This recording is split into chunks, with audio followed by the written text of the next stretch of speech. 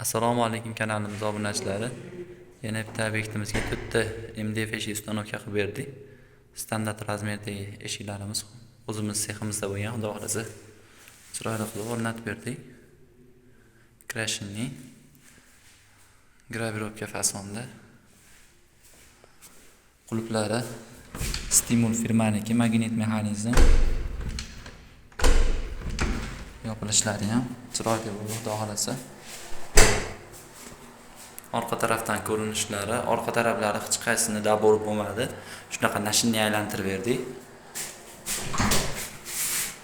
Quluplari ham xudo xolasa chiroyli bo'lib o'rnadi.